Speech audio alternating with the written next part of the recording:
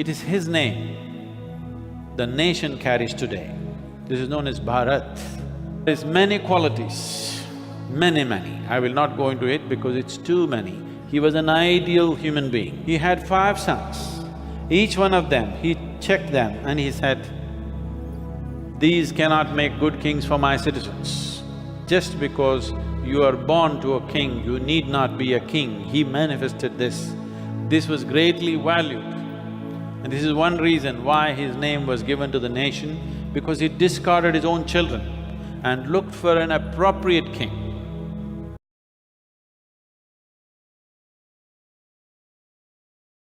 One day Dushyanta, the king, went on a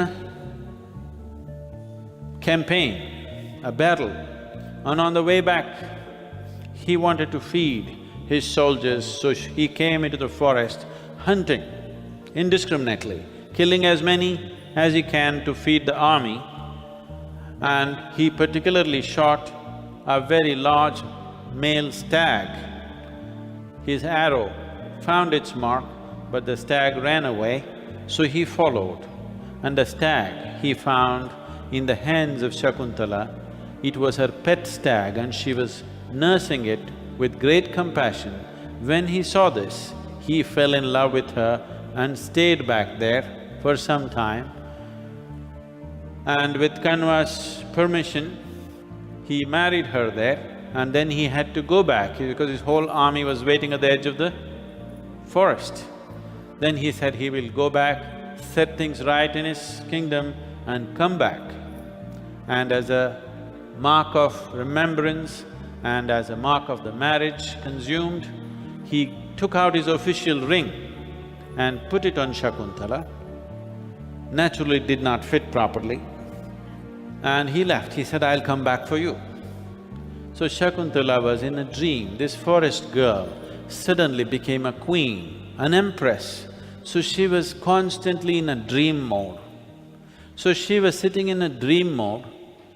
Sage Durvasa came to Kanva's ashram. You heard of Durvasa. He's an angry man. He came, he addressed her, but she was in a dream state, eyes open, but she couldn't see anything. So he felt that she's insulting him, and he said, "Whoever is holding your attention right now, may he forget you forever." Then she came to her senses.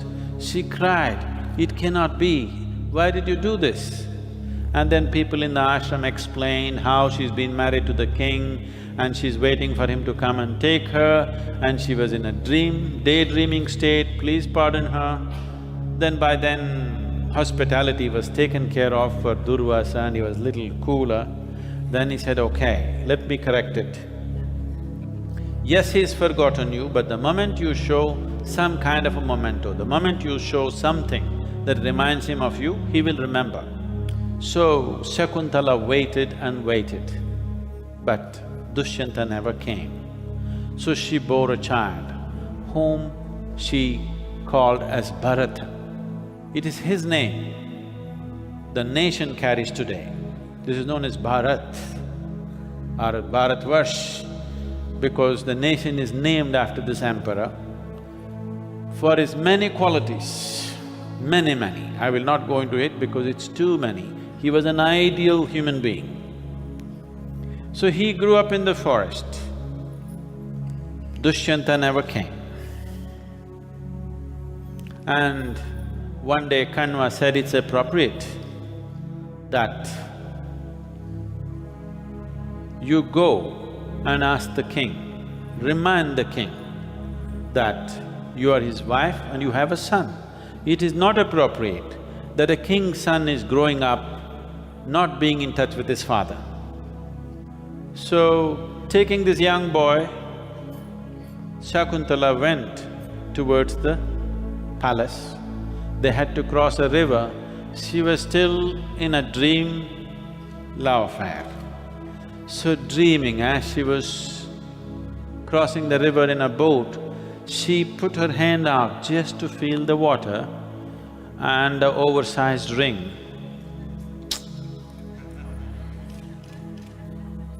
went away into the river. She did not even realize this. She went there, she was innocent of the ways of the kings and palaces. She went there into the king's court, and when Dushyanta asked, "Who are you?" he said, "Well, don't you remember, I'm your wife, Shakuntala. This is your son." Dushyanta became furious. "How dare you? Who are you to even say such things?" And she was ousted out of the place. She did not realize what's happened. He loved me so much, and now what has happened? He's completely blanked out his memory. She came back and she was distressed. For the first time, she had a brush with the society. And she went deeper into the forest from the ashram, and she just lived with his son and the wilderness around her. Bharata grew up with the wild animals, very brave, very strong, very much a part of the earth upon which he lived. One day Dushyanta came hunting into that forest, and then he saw a young boy playing with full-grown lions, riding elephants. Then he looked at him and asked, "Who are you? Are you some kind of a superhuman being? Are you a god? Have you come from somewhere?" Then the boy said, "No, I am Bharata, the son of Dushyanta." He said, "I am Dushyanta. How come I don't know who you are?" Then Kanva came and explained the whole story, and he remembered, and he took Shakuntala and took her back. And Bharata had many sons, but his own biological sons, he looked at them as they grew up and he said, "These are unfit to be kings." He had 5 sons. Each one of them, he checked them and he said, "These cannot make good kings for my citizens." This is the first time a king is showing a wisdom where just biological connections are not good enough to be a king. Just because you are born to a king, you need not be a king. He manifested this.